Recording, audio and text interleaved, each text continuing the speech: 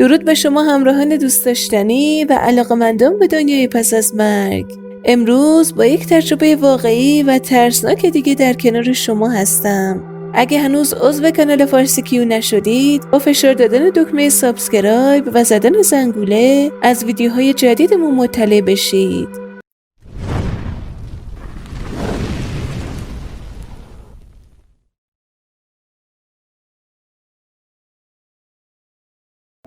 من در سپتامبر سال 2013 برای معالجه لوزالمعده در بیمارستانی در شمال کالیفرنیا بستری شدم. در قسمت مراقبت‌های ویژه دکتر به من هشدار داد که درد فوق‌العاده شدیدی را حس خواهم کرد. چیزی که در ظرف چند ساعت بعد برایم اتفاق افتاد، دنیای مرا زیر و رو کرد. در اعماق قلبم می‌دانستم که در حال مردن هستم، ولی ذره‌ای برای آن آمادگی نداشتم. در اتاق بیمارستان تنها بر روی تخت دراز کشیده بودم و با خود فکر می کردم که آیا داستان من اینگونه به پایان خواهد رسید و در میان یک مشت آدم غریبه بدون اینکه بتوانم با کسی از خویشانم صحبت کنم خواهم مرد. کل خانواده و بستگان من در شرق آمریکا بودند که با اینجا 3 ساعت اختلاف زمانی دارد. ساعتها پشت سر هم سپری می شدند و من از درد شدیدی که تصور نمی کردم امکان آن وجود داشته باشد به خود می پیچیدم. لوزالمعده من در حال حل کردن و خوردن خود از درون بود. درست زمانی که احساس کردم بیشتر از این تحمل درد را ندارم، شرایط تغییر یافت. من چشمانم را بسته و خود را جمع کردم، ولی وقتی چشمانم را باز کردم متوجه شدم که دیگر نمیتوانم درست ببینم. دیدم تیره و تار شده بود. احساس کردم که قشایی مانند موم بر روی چشمانم کشیده شده و جلوی دیدم را میگیرد. سعی کردم آن را از روی چشم چپم بردارم. مانند این بود که یک لایه سفید از پیاز را برمیدارم. تصور می کردم که همه چیز کاملا برداشته و تمیز شده است، ولی هنوز دیدم تیره و تار بود.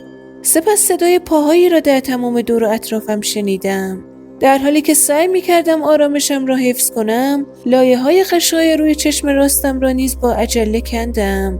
در تمام مدت متعجب و نگران بودم که چه چیزی در حال اتفاق افتادن است. احساس دلآشوبه و دلهره بسیار زیادی می کردم. چیزی از درون به من میگفت که یک جای کار ایراد دارد. در حالی که در انتظار اتفاقات نامعلومی بودم، با شفاف شدن دیدم و نگاه به آنچه در اطرافم بود، ترسی فلج کننده بر من غلبه کرد. من خود را در لبه یک جمعیت بزرگ مانند دریایی از افراد یافتم که وحشیانه به جان هم افتاده و با هر وسیله و سلاحی به یکدیگر حمله می‌کردند. انواع اسلحه و سلاح در دستشان دیده می‌شد. چشمان آنها یک پارچه سفید بود و مردمک نداشتند. چشمانی نفرین شده، ترسناک و بدون روح که هرگز آنها را فراموش نمی کنم. آنها تمام ویژگی‌های ظاهری یک انسان را داشتند، ولی چیزی در وجودشان کم بود. وقتی که وارد این سرزمین تاریک شدم، تنها دقیقه‌ای فرصت داشتم تا خودم را جمع و جور کنم و سر در بیاورم که چه اتفاقی در حال رخ دادن است. سوالات زیادی در فکرم شکل گرفت و بدون اینکه آنها را با زبان خود ادا کنم، جوابشان را دریافت می کردم. افراد مختلف از میان جمعیت از فاصله دور سوالات ذهنی مرا با فریاد جواب می دادند. گویی می توانستند فکر مرا بخوانند. اولین سوال من این بود: اینجا کجاست؟ مردی که در فاصله دور بر روی جایی مانند یک سکو یا بالکن ایستاده بود فریاد زد: جهنم. او بعد از اینکه به من فحش داد گفت: فکر کردی کجا هستی؟ من شوکه شدم و در نهایت ناباوری با خود فکر کردم این باید یک خواب یا رویا باشد، نمیتواند حقیقت داشته باشد. بلافاصله پژواک صدای خنده و قهقهه از دور به گوشم رسید. دیگر دلم نمیخواست جواب سوالهایم را بدانم، ولی نمیتوانستم آنچه در اطرافم رخ میدهد را مورد سوال قرار ندهم. جدی بودن و سنگینی وضعیتی که در آن بودم کم کم داشت برایم جا میافتاد. مردی که حدود 3 متر از من فاصله داشت و دارای ظاهری در هم شکسته و پریشان بود گفت: احمق بیشور، فکر میکنی الکلی های عصبانی لعنتی را وقتی که میمیرند به کجا میفرستند؟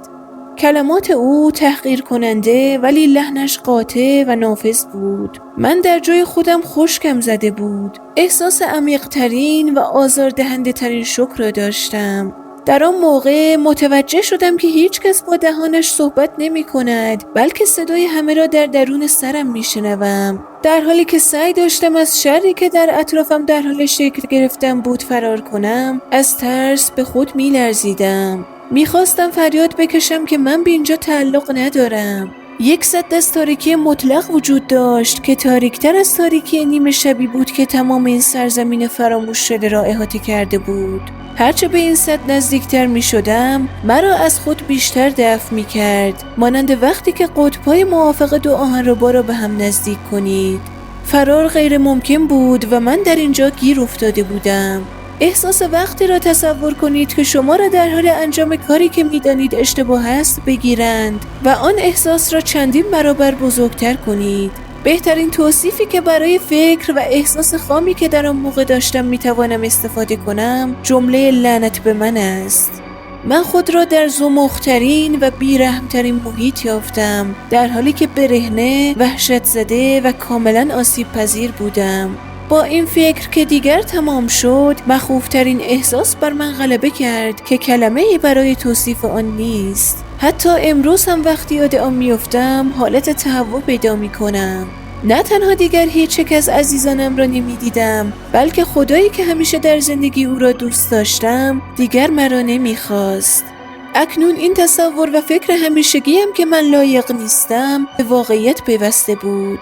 وقتی که فکر کردم دیگر نمیتواند از این بدتر شود، شرایط باز هم بدتر شد. سوال و جواب به پایان رسیده و اکنون زمان بازی فرا رسیده بود. در یک چشم به هم زدن، تمام آن چشمان سفید و ترسناک با نگاهی تهدید کننده به سمت من خیره شدند و جمعیت خشمناک شروع به حرکت به سمت من کردند.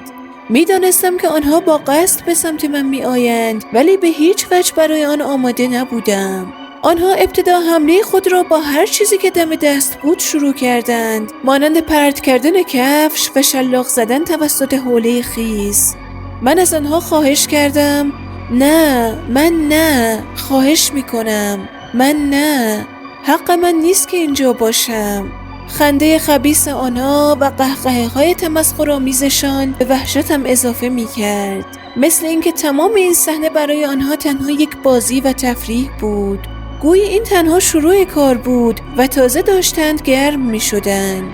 آنها دور تا دور مرا فرا گرفته و تمام فضای اطرافم را پر کرده بودند و جمعیتشان تا چشم کار می‌کرد ادامه داشت. من سعی کردم از ضربات و حمله هایشان گریخته و جا خالی دهم و از آنجا فرار کنم، ولی مانند یک بازی کامپیوتری که هر مرحله از مرحله قبلی سخت‌تر می شود، شرایطم مرتب بدتر می شد. با هر قدم موقعیت از بد به بدتر تغییر می کرد. کفش و حوله در ضربات آنها به چوب و راکت و سپس به باتوم و لوله فلزی تبدیل شد. البته درد این ضربات هم افزایش می‌یافت، ولی با این حال در حد درد ضربه‌های مشابه خود در دنیا نبودند. فکر می‌کنم باید این طور می‌بود تا مرگی به وجود نیاید و این عذاب جهنمی بتواند ادامه یابد.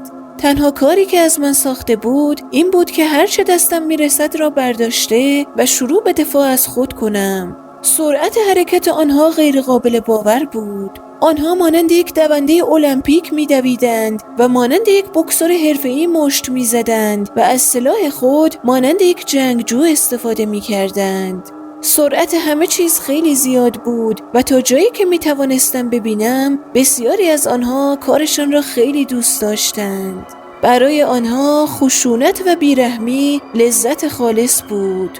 هیچ چاره‌ای نداشتم جز اینکه از خود دفاع کنم و با آنها بجنگم، ولی تعدادشان خیلی زیاد بود. من یک گوشت تازه وارد در میان دریایی از لاشخورها بودم که به هر ذره لاشه من حمله می‌کردند. این جنگ بیرحمانه و بی‌امان بود. در جهان بعد از مرگ حقیقتاً کبوتر با کبوتر و باز با باز پرواز می‌کند. در میان غلظت این جنگ و آشوب ناگهان صدای کوچک و محو توجه مرا به خود جلب کرد. آهای!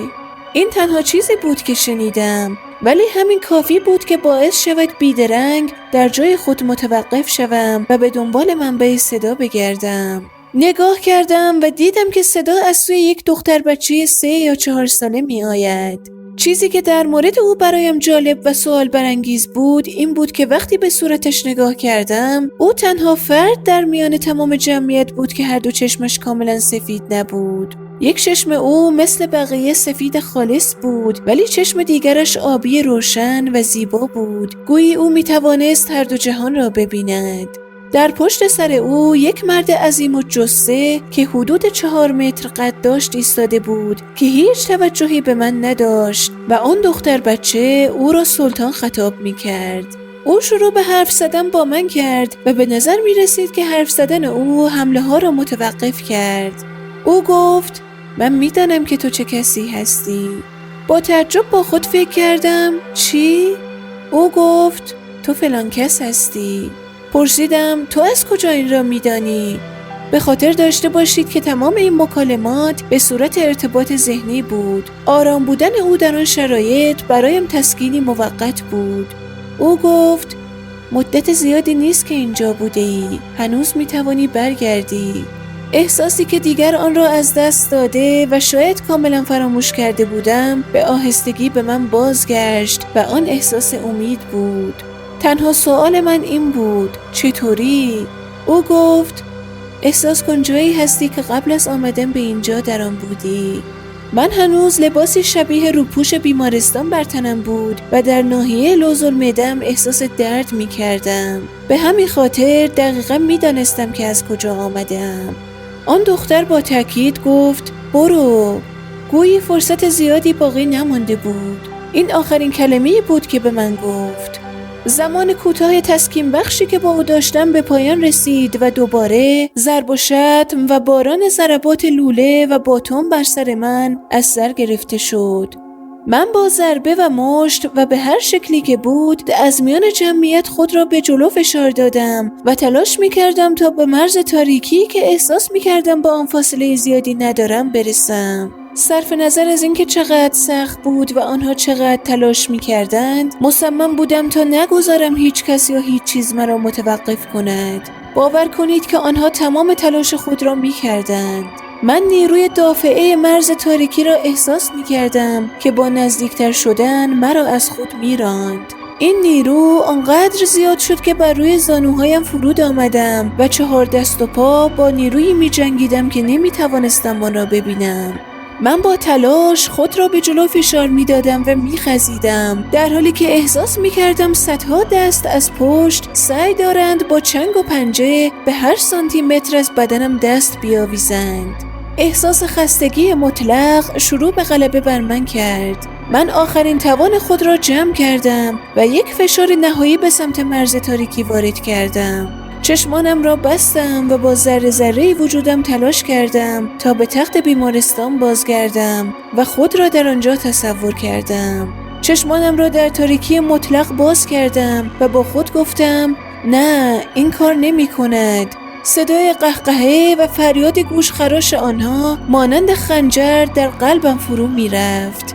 به زحمت چند سانتی متر دیگر نیز خود را در تاریکی فشار دادم. من بر پشتم خوابیده و سعی کردم آخرین وضعیت خود را در بیمارستان بازسازی کنم و با اراده خالص دوباره با آن وضعیت بازگردم. شاید 10 ثانیه گذشت تا توانستم چشمانم را باز کنم. در کمال ناباوری و شوک از زیر ملحفه خود را در حال نگاه کردن به سقف اتاق بیمارستان یافتم.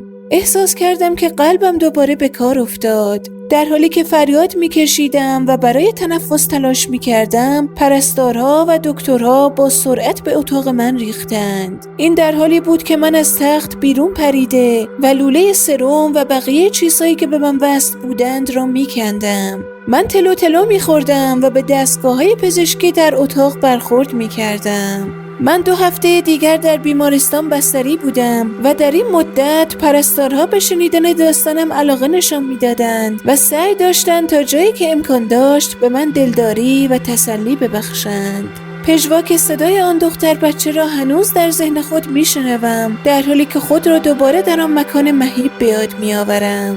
وقتی که با آن ارواح بدبخت و گم شده و چشمان سفید ترسناک و فراموش نشدنیشان فکر می کنم، هیچ چیزی جز تأسف حس نمی کنم. به نظر من آنها نه تنها بخشی از انسانیت، بلکه ضمیر، آگاهی و وجدانشان را نیز از دست داده بودند. واقعیتی که من در تجربه هم حس کردم مساوی همان حس واقعی شما هنگام خواندن این مطلب است. آیا برای یک لحظه فکر می کنید که در حال خواب دیدن هستید؟ نه، اطمینان من به واقعی بودن تجربه هم نیز همین قدر است.